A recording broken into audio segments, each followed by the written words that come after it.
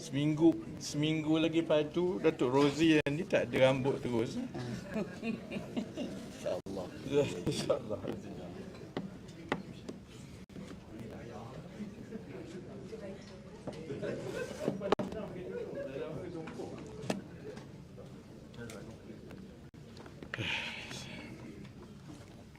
Okey dah. Ini mic ni jalan ke? Jalan. Assalamualaikum warahmatullahi wabarakatuh. Salam sejahtera. Terima kasih kepada rakan media yang hadir bersama-sama dengan saya, Datuk KSU Kementerian Ekonomi, Datuk Nazmi, Ketua Perangkawan Negara Datuk Seri Uzair dan juga Ketua Pengarah Mampu Datuk Rozi. Soalan mudah tanya saya, soalan susah tanya dia orang. Saya minta maaf kita agak lewat kerana ada mesyuarat mengenai Kongres Ekonomi Bumi Putra yang akan diumumkan dan akan diadakan dalam bulan Mac. Jadi untuk sidang media pada hari ini, seperti yang sedia maklum, kita memberi kemaskini secara berkala kepada rakyat dan juga pihak media, terutamanya dalam tempoh awal pelaksanaan PADU.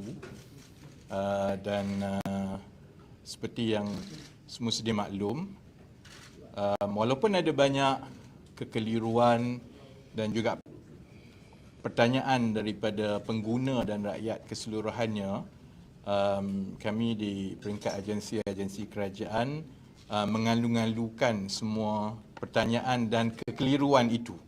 Kerana lagi banyak soalan yang ditanya, dia boleh membantu meningkatkan kefahaman rakyat mengenai tujuan PADU ini.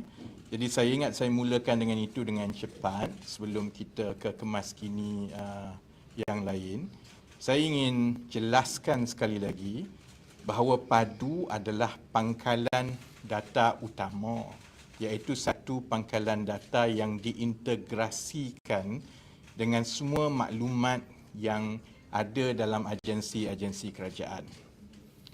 Memanglah agensi kerajaan yang beratus-ratus ini ada pelbagai maklumat, tapi tidak semua maklumat itu lengkap atau terkini.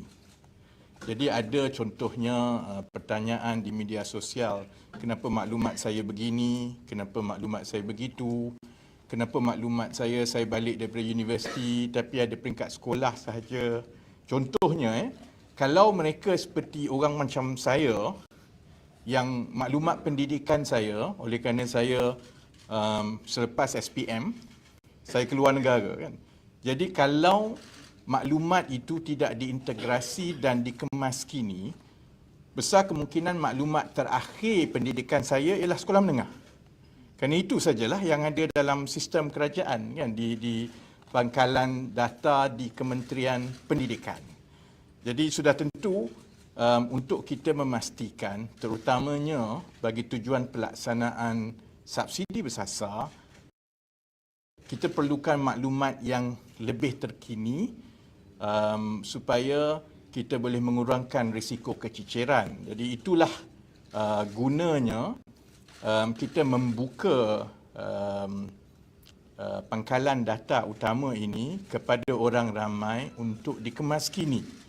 Supaya kemaskini itu, kalau maklumat yang ada di agensi kerajaan sekarang kurang lengkap, boleh dilengkapkan. Kalau maklumat yang ada itu bercanggah dengan pengisytiharan ataupun maklumat yang diberikan oleh pengguna, perkara itu boleh disemak dan sebagainya. Sudah tentu selain daripada tujuan subsidi bersasar, dan saya dah mula lihat maklum balas pengguna-pengguna yang faham tentang rancangan seterusnya mengenai pangkalan data ini, ia akan menjadi tulang belakang kepada keseluruhan pendigitalan khidmat awam yang akan dijalankan melalui GovTech. Sebab itu ia bukan semata-mata melibatkan agensi-agensi yang bersabit dengan ekonomi atau kewangan semata-mata, dan sebab itu satu agensi utama yang menggerakkan PADU adalah Mampu. Dan Mampu kini adalah telah dinaik taraf menjadi Kementerian Digital, dan Mampu akan mengetuai keseluruhan peralihan dan transformasi khidmat kerajaan kepada khidmat digital. Jadi saya nampak dah ada kefahaman itu dibina berperingkat-peringkat. Contohnya orang ramai mula faham kenapa sebelum ini kita tidak boleh memusatkan khidmat digital kerajaan itu kepada satu tingkap. Walaupun orang tanya kenapa tak boleh buat macam itu, kenapa tak boleh buat begini, kerana asasnya itu mestilah ada satu pangkalan data utama yang diintegrasi. Sebelum ini masing-masing ada di agensi masing-masing. Buat satu GovTech yang satu tingkap, yang satu aplikasi saja ada semua, memang tak boleh buat kerana data ni ada kat situ, data ini ada dekat sini, kan. Jadi dan saya mengalu-alukan kefahaman itu, dan ia satu proses yang perlu dilalui oleh kerajaan dan masyarakat.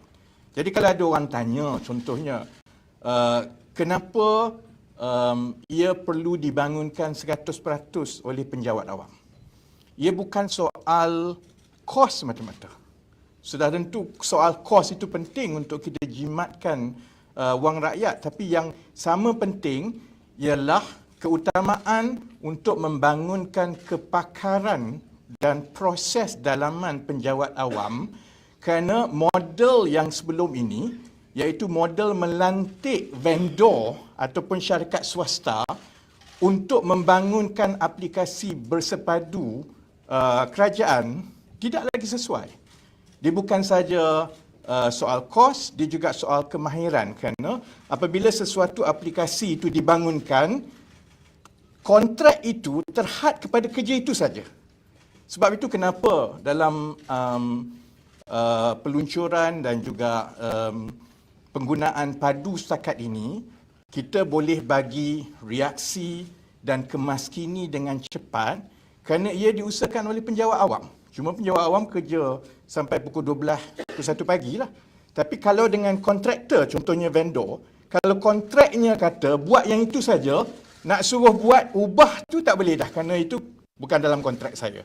Ini kena tambah overtime, yang ini kena tambah kos. Itu satu. Tapi yang lebih penting ialah sebarang pembangunan produk digital melibatkan satu proses yang berterusan. Dia bukan kita macam buat satu rumah dah siap lepas tu habis kat situ. Kita buat satu produk versi 1, dikeluarkan. Akan ada maklum balas dan juga penambahbaikan yang berterusan, terutamanya yang melibatkan user feedback. Dan perkara itu perlu ditambah baik dari satu hari ke satu hari, dan untuk kita memastikan aplikasi digital kerajaan itu terus dikemaskini dari segi reka bentuknya, UI UX-nya itu sentiasa dibaiki. Dia tak boleh terikat dengan tender-tender dengan pihak. Ia mesti dilakukan sendiri oleh penjawat awam yang akan membina kemahiran itu sama taraf atau lebih baik lagi daripada syarikat-syarikat pembangun perisian di luar. Jadi dari segi itu, saya harap mereka yang saya faham kita alu-alukan segala maklum balas, dan bagi mereka yang biasa membangunkan aplikasi digital, produk digital, memang itulah disiplinnya.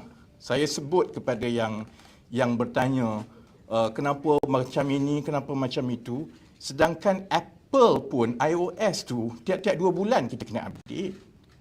Maksudnya segala yang kita pakai ni Microsoft ke, Apple ke, Amazon ke atau Netflix ke, memanglah dia ada bug fixes daripada satu masa ke satu masa, kerana segala produk yang dibuat itu akan sentiasa kita temui sama ada ruang tambah baik ataupun kelemahan kod yang perlu kita perbaiki dari satu masa ke satu masa. Dan kalau kita nak laksanakan pendigitalan khidmat kerajaan secara menyeluruh, bayangkan kalau kita bergantung kepada sumber swasta dan luar.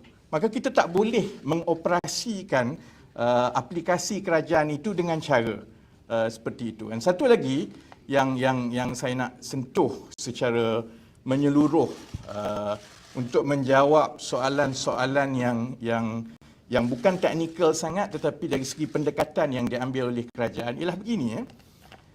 Masalah keselamatan data ataupun risiko pencerobohan sistem selalu yang disebut ialah soal kod, soal firewall, soal server kan.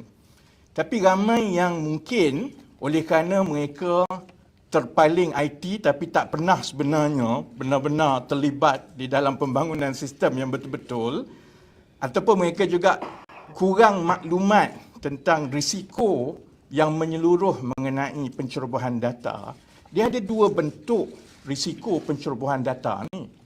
Satu ialah dari segi aplikasi itu sendiri, the source code. Bagaimana kita design di architecture, server, firewall, segala-galanya, authentication, yang itu kita sedia maklum. Tapi risiko yang lebih besar ialah risiko pengendalian dan akses kepada data. Dan itu keputusan yang kami buat, terutamanya saya lah, bahawa ia perlu dikendalikan oleh penjawat awam kerana kita nak mengurangkan risiko ada third party ataupun pembangun ataupun pengendali yang bukan penjawat awam yang membangunkan sistem tetapi dia ada akses kepada maklumat rakyat. Bezanya ialah kerana penjawat awam dia akan tertakluk kepada akta rahsia rasmi. Dia tertakluk kepada segala peraturan, akta dan sebagainya. Kalau mereka melanggar, is a criminal yang terus boleh kena charge. Tapi kalau third party, swasta ataupun orang yang tidak tertakluk kepada semua ini, dan pengalaman kita dalam kajian setakat ini, ada insiden-insiden yang melibatkan kebocoran maklumat ini sebenarnya kalau dia melibatkan juga third party. Kerana dia vendor, dia subkontraktor, dia buat, tapi dia ada akses. Tapi dia tidak terikat kepada peraturan-peraturan yang memegang tanggungjawab penjawat-penjawat awam. Jadi saya ingat itu memberi beberapa jawapan yang menyeluruh juga kepada banyak pertanyaan-pertanyaan, dan saya harap itu juga memberi gambaran kenapa kerajaan mengambil langkah ini, bahawa ia perlu dibangunkan oleh penjawat awam. Kerana this is not just about the database, this is not just about PADU, but this is about building and transforming our public service to be a leading world quality digital based in the world. Dan saya yakin, dan kalau tidak saya tak ambil risiko itu kerana saya tahu saya kena jawab dan saya kena kecam. But I think I've worked with them, dan seperti banyak juga maklum balas yang saya kira daripada social media sekarang ni, maklum balas itu adil. Ramai yang berjaya menggunakan sistem dengan baik, dan saya ingat data dan kemaskininya itu adalah bukti kepada itu. Tetapi pada masa yang sama, saya tengok apa-apa kelemahan yang dikemukakan kepada pasukan, perkara itu diselesaikan dan diambil kira dengan cepat, tidak ubah ataupun lebih baik pun daripada sistem-sistem yang dikendalikan oleh bukan penjawat awam. Jadi kesempatan ini saya ambil untuk saya ucapkan terima kasih sekali lagi kepada mereka yang masih lagi bertugas around the clock. Saya tengok dalam WhatsApp dan juga kumpulan-kumpulan petugas, is almost an 18 to 20 hours job every day. terutamanya dalam minggu pertama ini, supaya kita dapat membaiki dengan segera dan kita dapat menambah baik dan responsif kepada feedback daripada pengguna. And that's the discipline is no longer waterfall software development nowadays. It's called agile. Jadi agile tu memang macam ni lah. You ship the product, you do your best. We've gone through every single proses in textbook sebenarnya. UAT tak UAT, you sebutlah, semua dah go through. Tapi bagi mereka yang biasa juga design digital product, buatlah UAT macam mana pun, bila release kepada pengguna, dia mesti ada isu-isu baru. And that's why it's called agile, because it's a constant feedback that we need to incorporate into the product as we go along. Jadi dengan pembukaan yang panjang lebar tadi, saya nak bagi maklum balas bahawa setakat jam 4 petang tadilah, seramai 516,168 rakyat Malaysia telah pun mendaftar, yang mana 261,158 pengguna telah pun selesai proses eKYC. Dan tumpuan kita, kerana saya lihat selepas 2 hari, ini maksud 2 hari, masalah yang utama itu telah diselesaikan dalam tempoh 24 jam. Dan selepas 24 jam pertama, perkara-perkara yang ditimbulkan itu lebih kepada user familiarity with the system. Macam mana nak isi, ataupun kamera saya tak berfungsi, cache dia tu dia tak clear, dan itu perkara-perkara biasa yang akan terus ditangani melalui talian hotline dan juga saluran-saluran lain yang terbuka. Dengan kadar sebegini, saya ingat selepas 48 jam pertama, kita akan melepasi 600,000, saya ingat tak ada masalah, 600,000 pendaftar. Tumpuan pasukan PADU di peringkat kerajaan ialah untuk kita mengunjurkan dan memahami pola pendaftaran untuk tempoh seminggu, 2 minggu akan datang, untuk kita menangani risiko kececeran. Kerana kalau rakan media lihat, kami sudah mula memberi maklumat pecahan pendaftaran mengikut negeri. Sudah tentu yang paling banyak mendaftar ialah kawasan bandar, paling tinggi Selangor. Jadi kita beranggapan bahawa perkara ini akan berterusan, dan dengan unjuran pola pendaftaran itu, ia akan membantu pasukan PADU untuk menggerakkan flying squad dan juga tumpuan-tumpuan untuk memastikan bahawa take up rate ataupun pendaftaran itu adalah sekata di seluruh Malaysia, dan ia juga membolehkan kita untuk mengenal pasti kumpulan-kumpulan yang berisiko tercicir.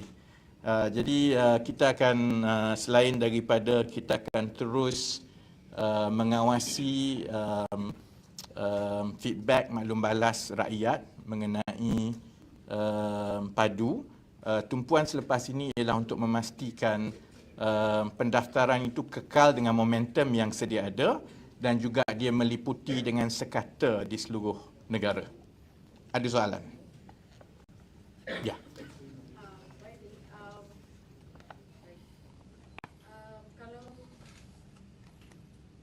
Hello. Okey, kalau kita tengok pendaftaran macam tadi YB cakap setakat jam 4, 516,000. So is this within expectation, ataupun sambutan ni kelihatannya dingin sebab kita dah 3 hari lepas launching. So is this below expectation or it's within expectation? Thank you. It is as expected. Sebab kita melihat kepada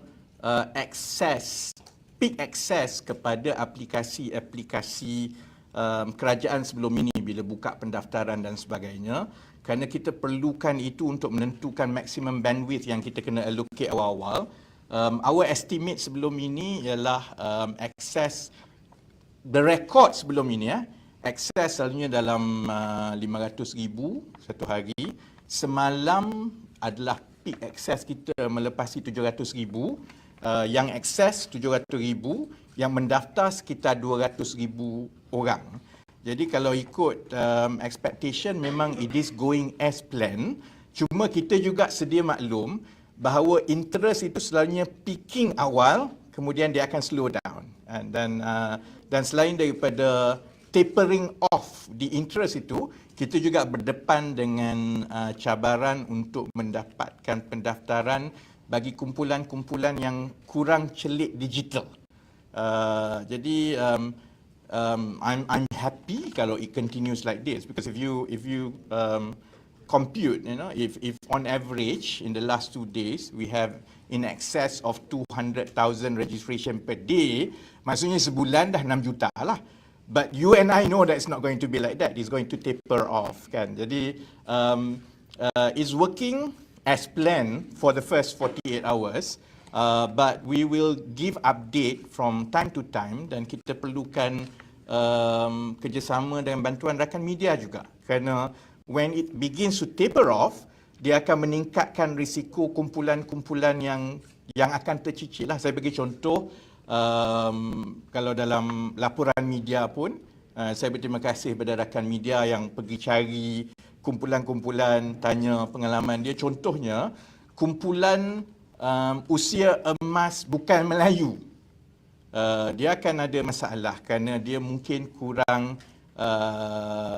fasih ataupun kurang faham dengan untuk macam mana nak isi, kerana semua tu dalam bahasa Melayu contohnya. Jadi kita akan terus tengok dan kita akan terus bagi kemas kini. As it is going well. But the challenge will be after you dah masuk minggu kedua, minggu ketiga, dan kemudian menjelang Mac tu dia akan picking up balik.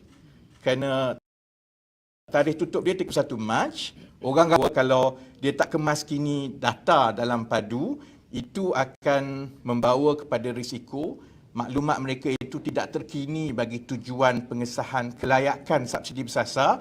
Jadi Mac tu kita tahu dia akan melonjak balik. But we want to manage as much as possible the momentum in the first 48 hours ni is prolonged as long as possible untuk meningkatkan take up rate di minggu pertama, minggu kedua dan sebagainya. Ya.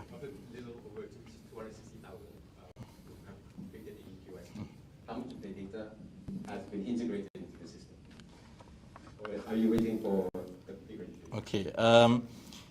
You see, ini sebabnya kenapa sebelum ini kalau ada proses ataupun aplikasi kerajaan, kerajaan tak bagi maklum balas terkini kepada media atau orang ramai, because we have to balance juga between protecting the process, because we have, macam biasalah, bila kita buka sistem begini, dia ada banyak segala jenis manusia yang cuba nak masuk, cuba attack dan sebagainya lah.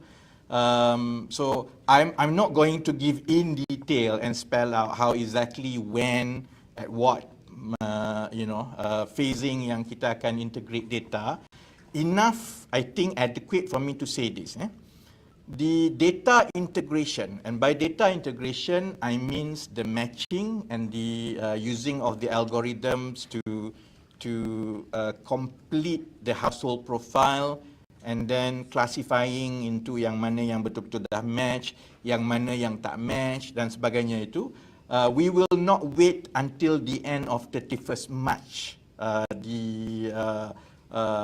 Data cleaning, data matching, and data integration between PADU yang dekat server yang berlainan dengan maklumat yang dikemas kini di server awam yang sedang berlaku sekarang ini akan diadakan serentak. So we will integrate as we go along, because we have a very tight schedule. We have to complete everything by 31st March sebenarnya.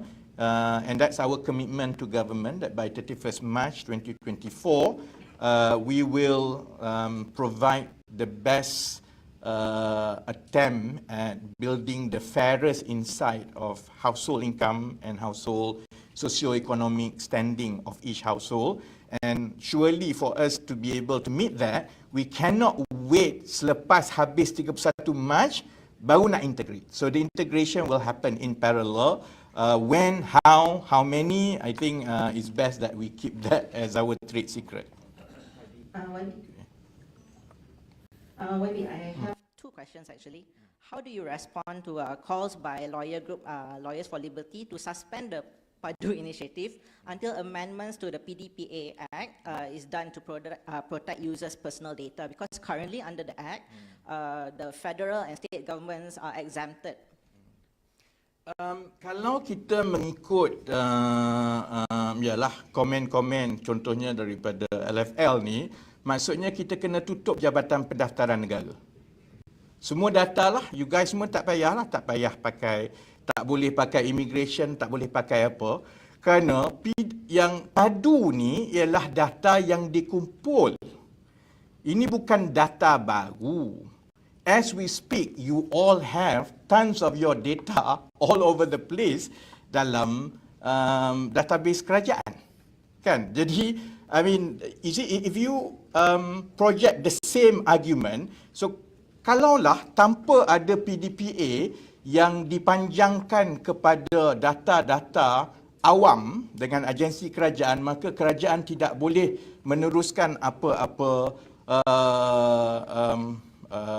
proses yang melibatkan data rakyat, maka semua agensi sekarang ini kena tutup. Kerana memang akta PDPA tidak meliputi agensi awam. And there's a reason for it. And I was hoping that at least LFL, before they issue statements like that, they understand what's the difference between PDPA and data awam. Kerana data awam itu dikawal selia oleh akta bagi setiap agensi yang mengutip data awam. Kalau pendaftaran di JPJ contohnya, perkara mengenai kebertanggungjawaban data dan kerahsiaan data dan pengendalian data oleh penjawat awam itu telah pun termasuk di dalam akta JPJ. Kalau Jabatan Pendaftaran Negara dah ada akta dia. Jadi masing-masing itu kenapa PDPA itu tidak meliputi akta-akta jabatan-jabatan awam, kerana setiap jabatan awam yang mengumpulkan data tu dah ada akta dia. Yang tak ada akta ini contohnya bila Grab buat app. Grab tak ada akta Grab. Kalau ada satu company buat app baru and is a commercial, is a third party, dia tak ada akta dia sendiri. Sebab itu untuk pengumpulan data ataupun aplikasi yang melibatkan data awam di pihak swasta, dia itulah yang menggunakan PDPA. And I would have thought that a so-called lawyer group would have understood that. Kan? Jadi, I think ialah, dan saya harap orang ramai yang mendengar ni pun faham. I know that is everyone's concern about data security. Tapi kita juga kena faham bahawa penjawat awam mempunyai berpuluh akta yang mengawal selia pengendalian data. Yang risiko yang ada ni bukan sangat semata-mata di penjawat awam. Dia sebenarnya dengan segala aplikasi yang kita ada ni. So we have to be fair lah dari segi itu. And I find it very difficult to comprehend that before this we don't have a problem dengan mendaftar di sana, mendaftar di sini, jabatan kerajaan and so on.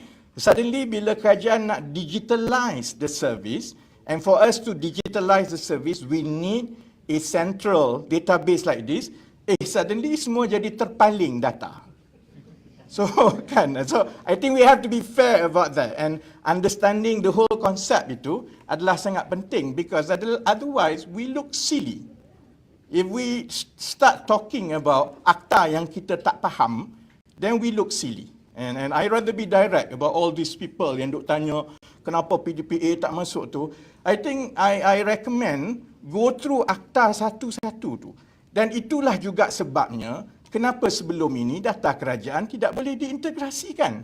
Kerana setiap jabatan tu, dia ada akta dia. Dan untuk kita menggabungkan ni, jabatan-jabatan kerajaan ni, kena ada satu lagi perjanjian perkongsian data. Punyalah cerewet satu-satu ni, tu ikat lagi. Supaya tim PADU yang menerima data ni, dahlah kami kena bersihkan data, mesh data. Kita juga ikat dengan satu lagi perjanjian. Kalau jadi apa-apa, kamu kena.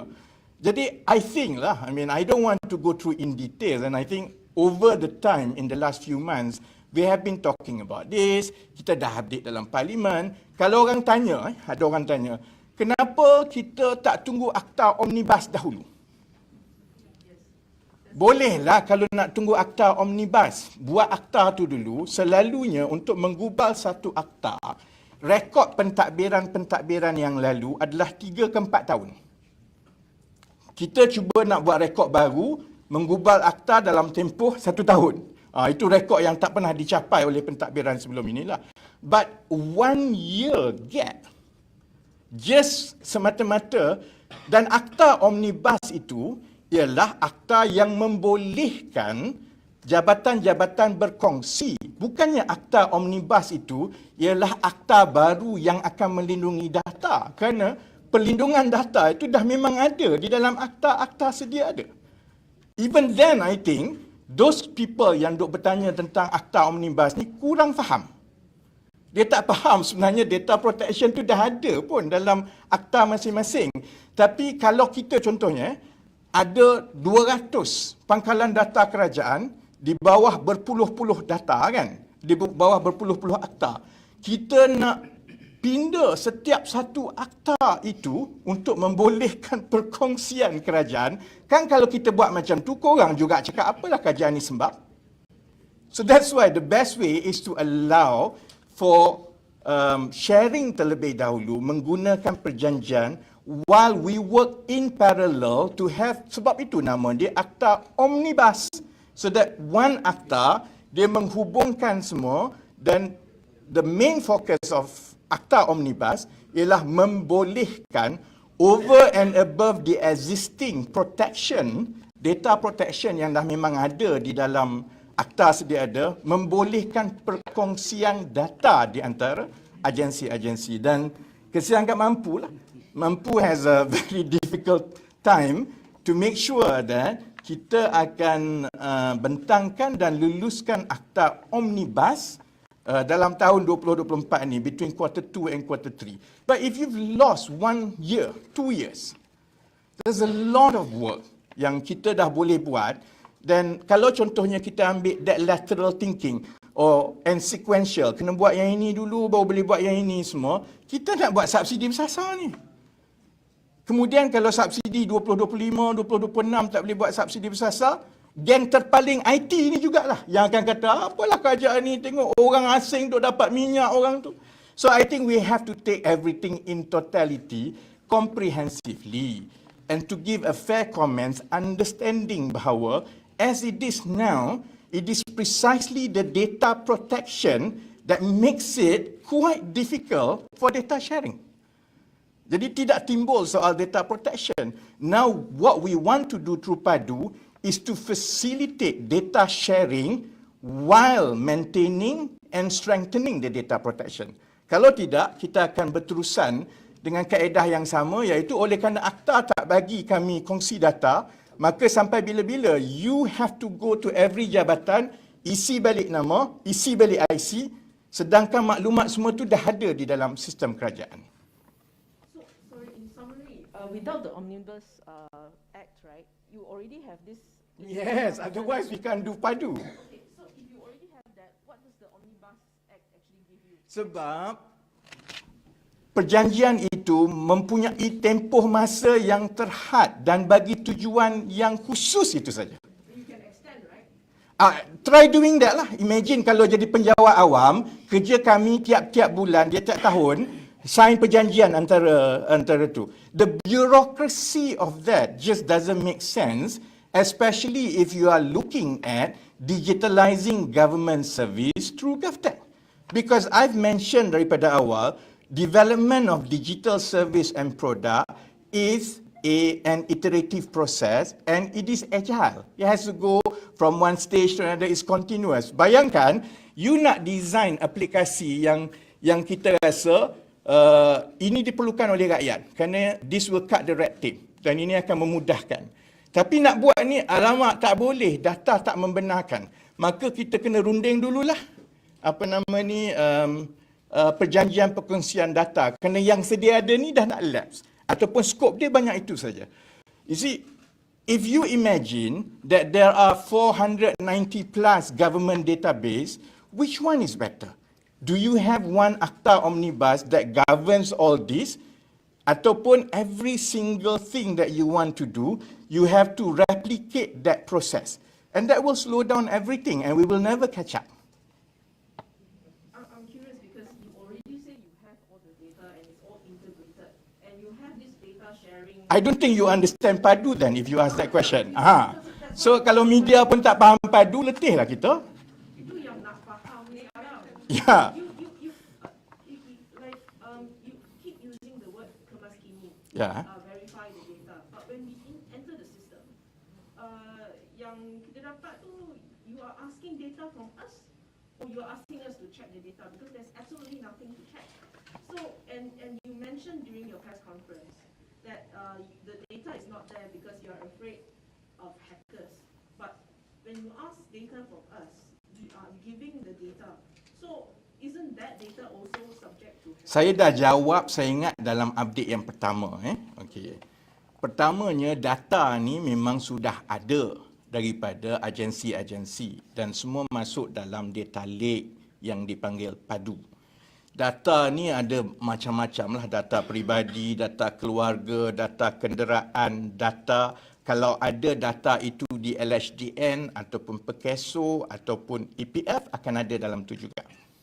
Now, but we are very concerned about security kan. Data itu diletakkan di satu server yang tidak boleh akses oleh public. Okay, hang on, let me finish. Okay. Data itu ada yang terkini, ada yang tak terkini. Kalaupun dia terkini, kita nak bagi juga peluang kepada rakyat untuk kemas kini. Kerana ada yang kahwin, ada yang tak kahwin, ada yang dah pindah alamat dan sebagainya. Especially if you want to do targeted subsidy based on location.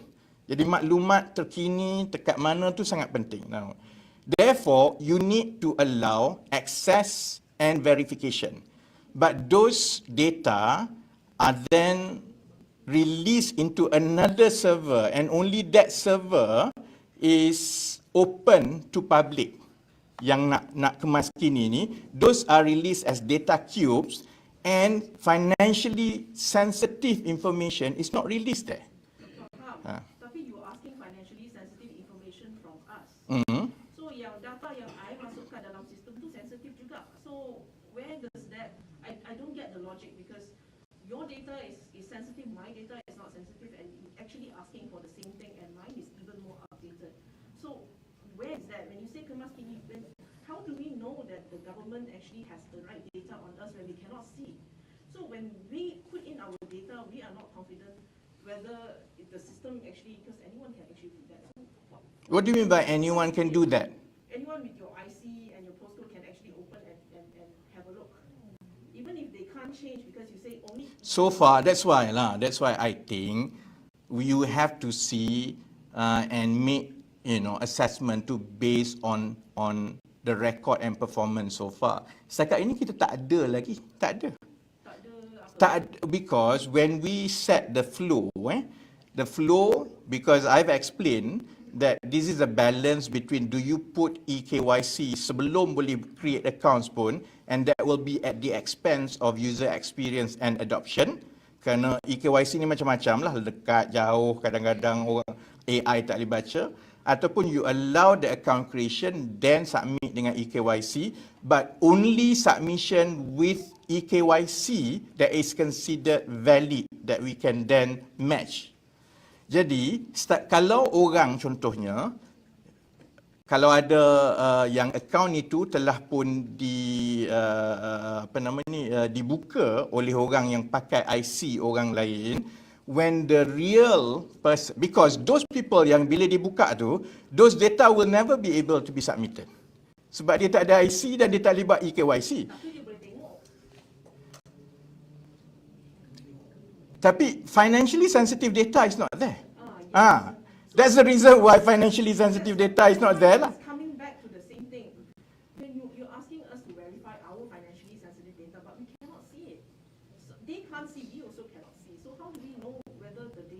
government has on Sebab itu kita kata kemas kini, because you have the most updated ones. You tahu your gaji, you tahu your berapa tanggungan semua, you letaklah. That's why when we integrate, if that data match dengan yang ada dalam sistem, that is gold standard class 1, yang itu lepas. Kalau contohnya, you declare gaji saya 2,000 tapi dalam LHDN gaji 5,000, it will be flagged up lah.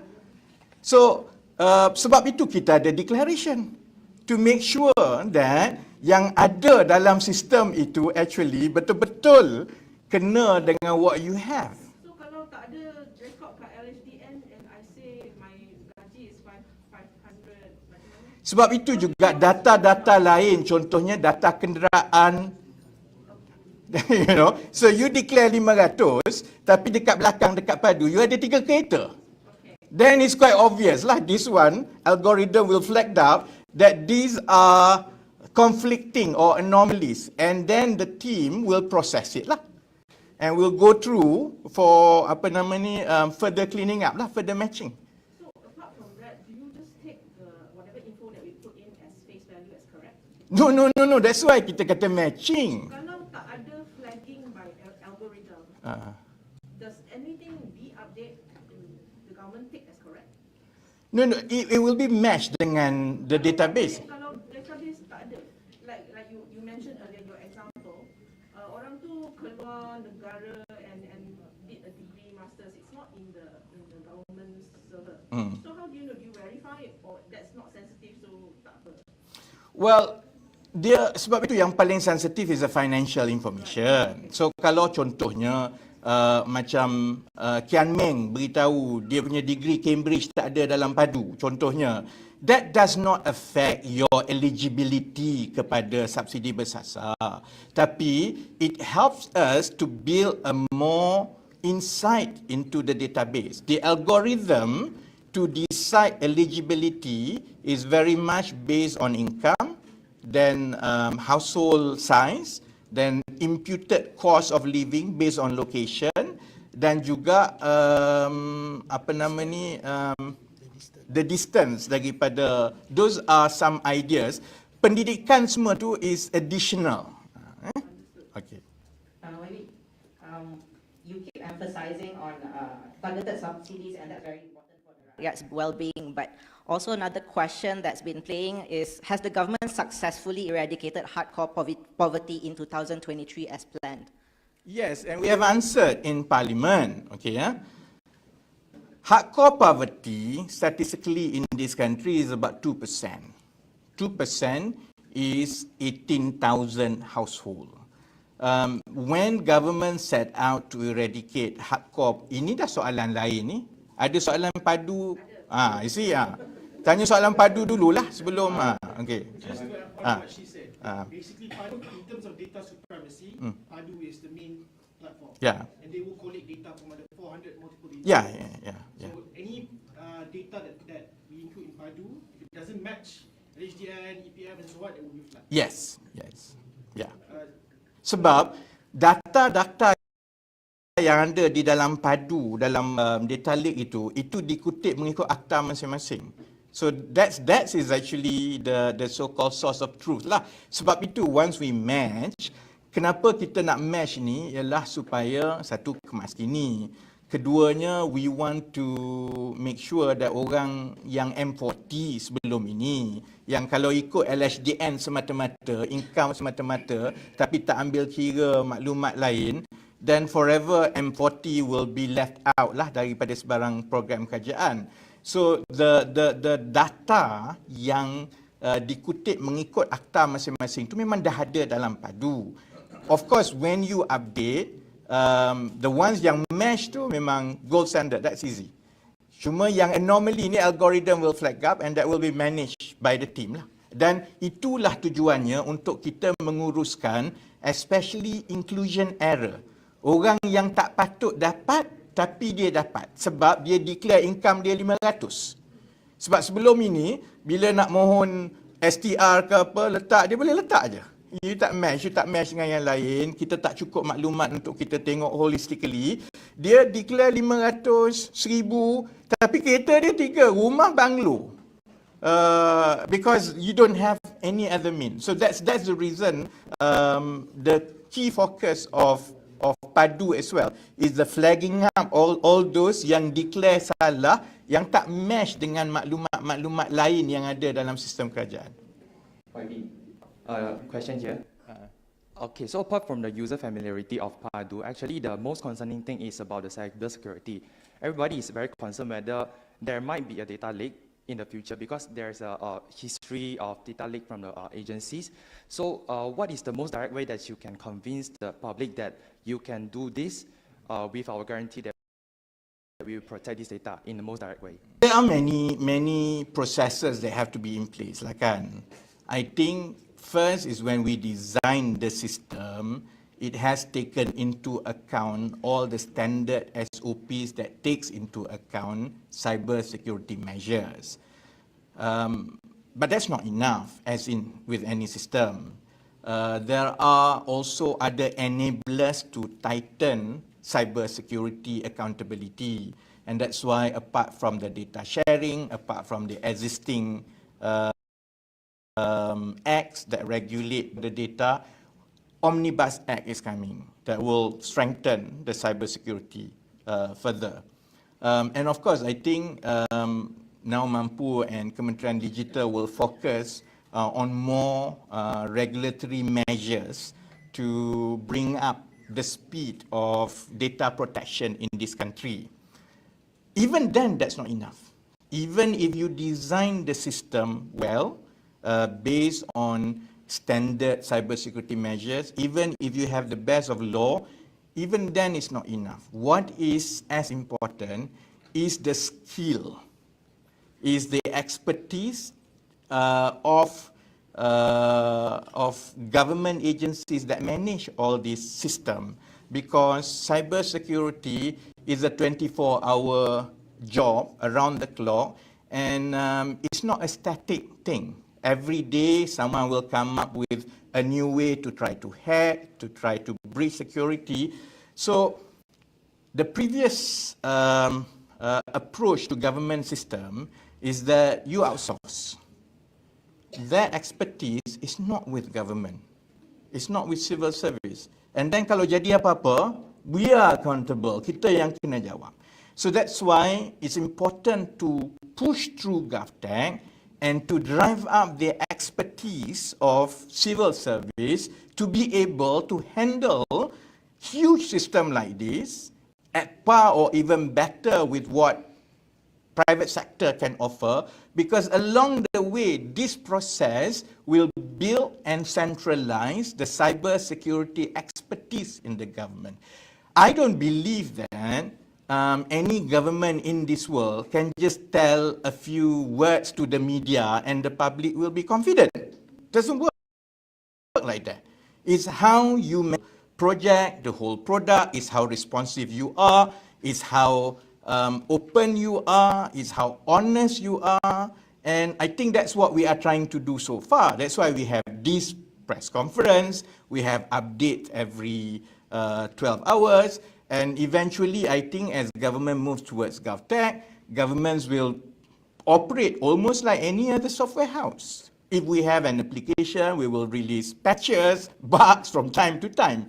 And over time, I hope, when we do that, and with the expertise, with a better UI UX, with the better features, over time the public will be confident. But the other thing is risk mitigation. That's also the reason why we decided that it's best to be done by the civil service, because that limits access to third party to data. And I personally think that if we can do this well, actually with security breach, because you know, selalunya orang kalau ada data breach, orang tengok dekat penjawat awam ataupun government.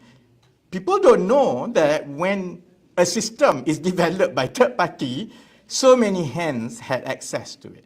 And more often than not, lagi banyak ada access tu adalah vendors ataupun third party that are not regulated or are not accountable to data security in the end. So that's also the reason that that's I think also a measure that over time we can public that as more and more GovTech applications are rolled out, when it's handled by civil service, it limits unwarranted access to non-government personnel.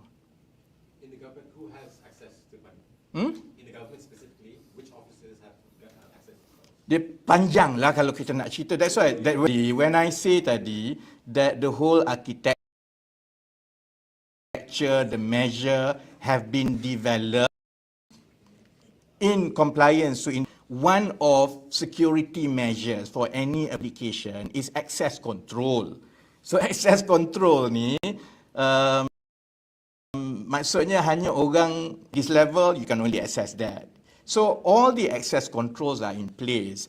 Whatever scrambling that we can do, we scramble so that even if people have access, it's not like you dapat spreadsheet of everyone semua. So, but I don't think that telling every single thing, while it's good for your story, I don't think it will actually help us to manage the security of the system.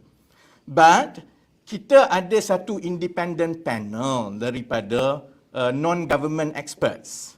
Led by experts in their respective areas. They have an independent mandate to go through an audit daripada system architecture, daripada security measures, and so far report tu dah sampai, and unless without their endorsement not have gone live. So maksudnya kita dah subject pun selain daripada UAT, all this yang orang kata semua ni, we actually have arahan ialah ada satu pasukan pakar yang berkemahiran untuk menilai ketersediaan dan keterjaminan pelindungan data ini untuk assess, menilai padu. And based on their recommendation, based on their endorsement, that's why PADU was able to go live on 2nd January. Dan a system. Sebab itu orang panggil agile. Sebab there's no such thing you buat sendiri semua siap and then you ship out and they're perfect. Tak ada. You can think of everything, tapi people have a way to use a system differently than you design it. That's just how apps or software works nowadays. And so that's why it has to go out, and then we have to be responsive, and we have to fix this as we go along. Maybe just to clarify, so you mentioned that PADU will flag off all the wrong info from the list. So let's say they receive an SCR, so now they didn't file the PADU, they will get an SCR or they won't get anything? Tak, daripada data tu yang ada dalam PADU tu ialah memang sebahagiannya data penerima STR. Data penerima STR itu contohnya tidak disambung dengan data pemilikan kenderaan, data penerimaan bantuan-bantuan lain dan sebagainya. Jadi selepas data itu menjadi lebih besar and there are more variables that allows us to assess, kalau dia masih lagi layak tak ada masalah lah. Tapi kalau dia basically tidak menepati kriteria yang telah ditetapkan, then they will be flagged up lah. To follow on that, since PADU is already running and it's been created the data points, right? Of the STR recipients, how many have been flagged by PADU to actually? Baru 2 hari, Dik. Yeah. That answers it. Yeah, but you've done this test run since last. Isn't that the first thing that you should have? Test run is mana ada. Test run ialah to test that the system functions as it's designed. Test the bandwidth. Kan? Jadi kalau kita dah buat, kita buka for verification, nanti in terms of the procedure and process, actually there is not in adherence of the procedure. If we tell the public, kita akan buka for people to verify, then we have to wait for the gate lah. Dia tak boleh sebelum you kata you akan buka, awal kononnya you nak hebat, terpaling cerdik, and then you dah pandai-pandai pergi tengok. So any system is to test, it functions as it's designed, to stress test it in terms of bandwidth, in terms of security. Once it opens, and then as I say, the detection will happen in parallel. Then when we say 3 bulan lah. Yeah, so you know, I mean, it's like, I know, sorry for you guys, tapi yalah, there are certain things that we have to follow the process lah. And if the deadline for the public to update is up to 31st March, we have to respect that lah. What happens after March 31st? Tunggulah, lepas ni ada tiap-tiap minggu, then you can follow lah. Yeah. Why is there a deadline of March 31st? Because we want to make sure that our responsibility at PADU is to provide the best insight into socio-economic household socio-economic standing by 31st March, because you need that before the government decision on subsidy rationalisation. Because kalau contohnya, you see the chicken and egg thing, if I know that for the last 1 year, especially some of the finance journalists have been asking, oh, why lah government tak buat apa nama ni subsidy rationalisation 95? It's a chicken and egg thing. It's not like you can say, I want to do this, it happens immediately. If you want to do something, then you have to see whether there is a data readiness or not. Kalau data is not ready, then you argue lah, bila nak siap tu, bila nak siap ni. That's why in the past, targeted extremely difficult for governments to pull off.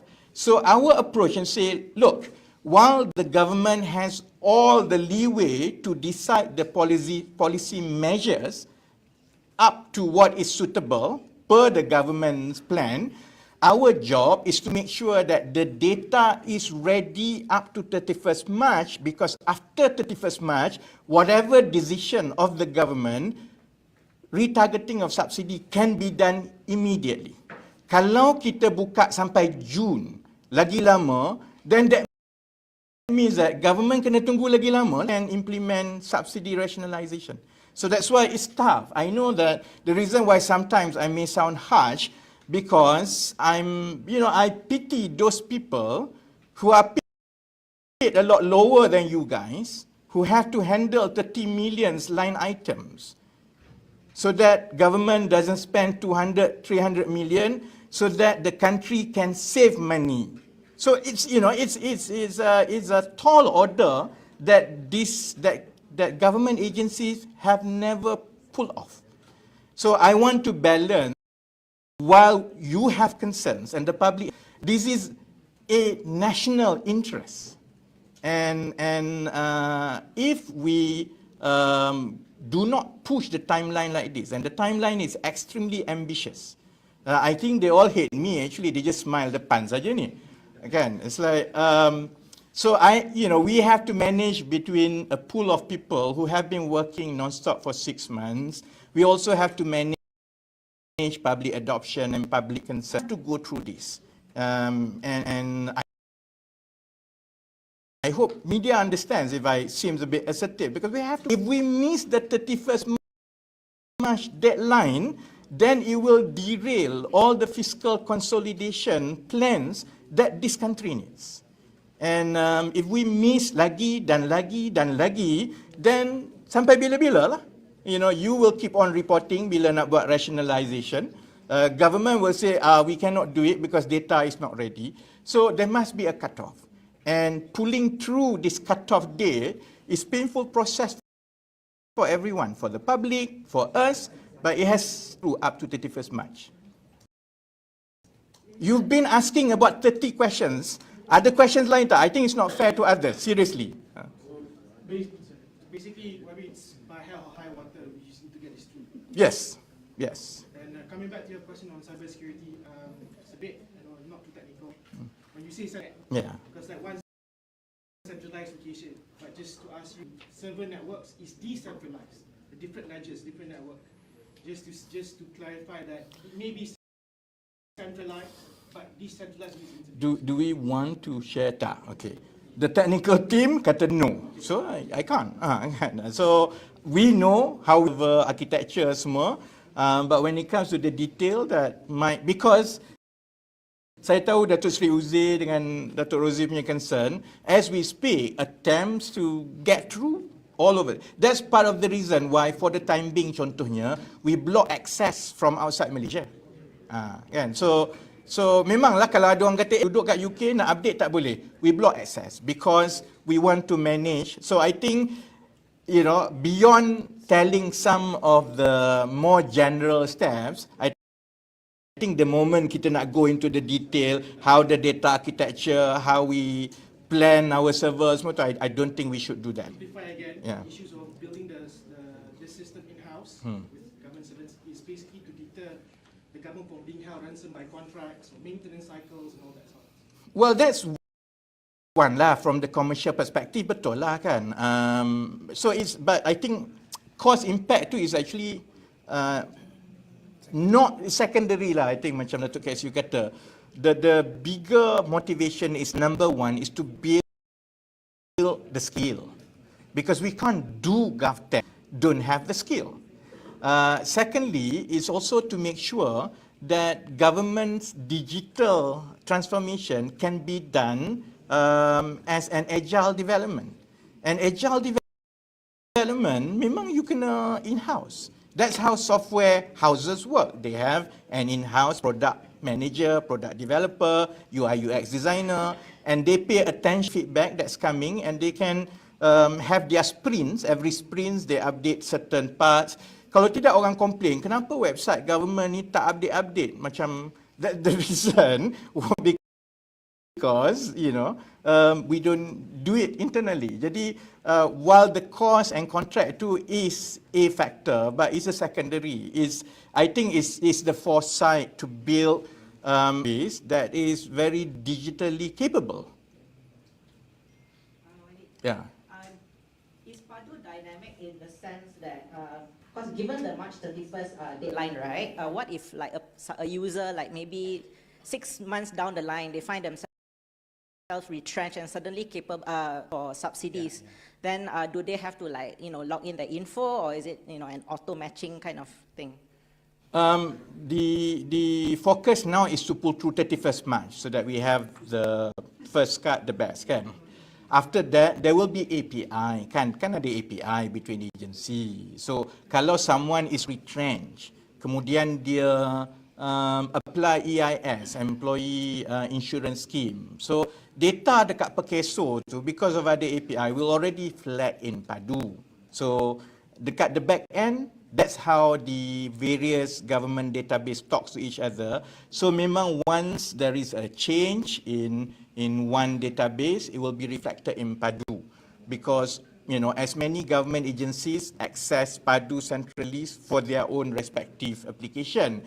But after 31st March, we will then go back to government for us to decide how often or how frequent we want to allow the public to access and update their data.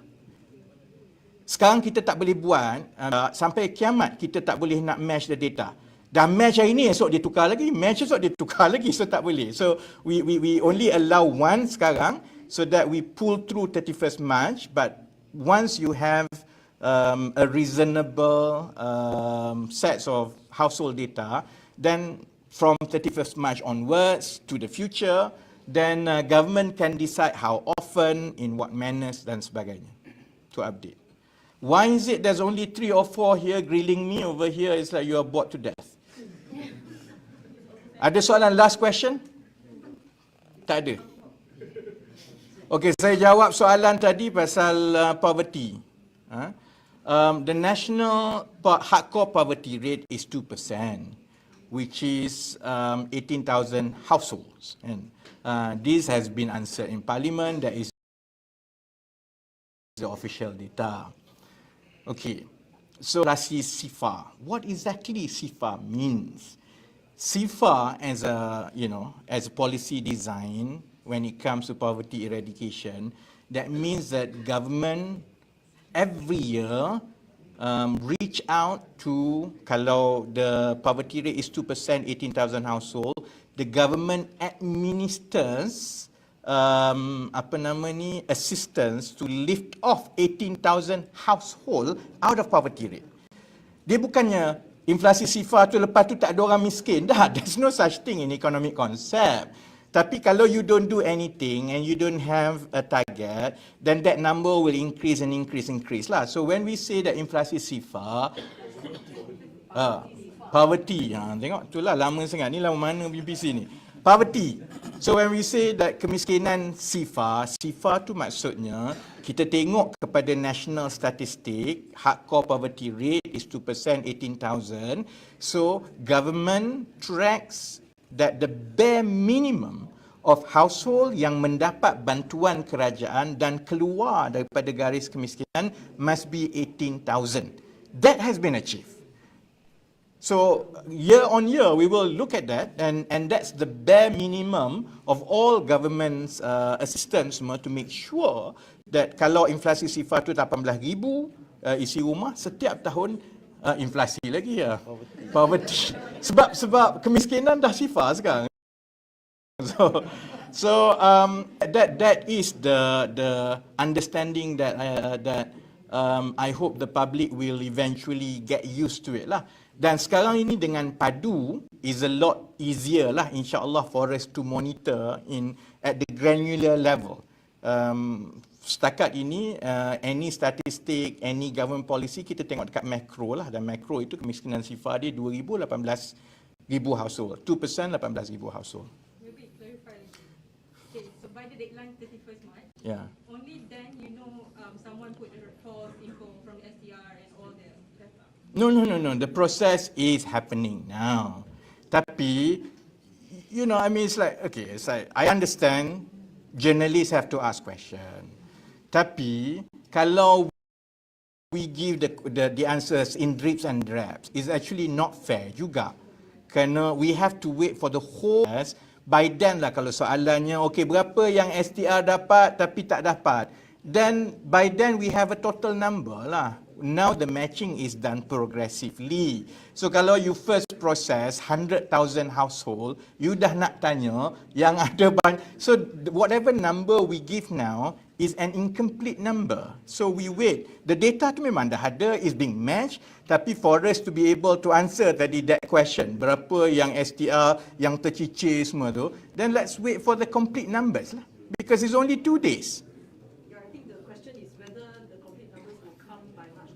Yes. Yeah. If you have rephrased it like that, it's I would have answered yes.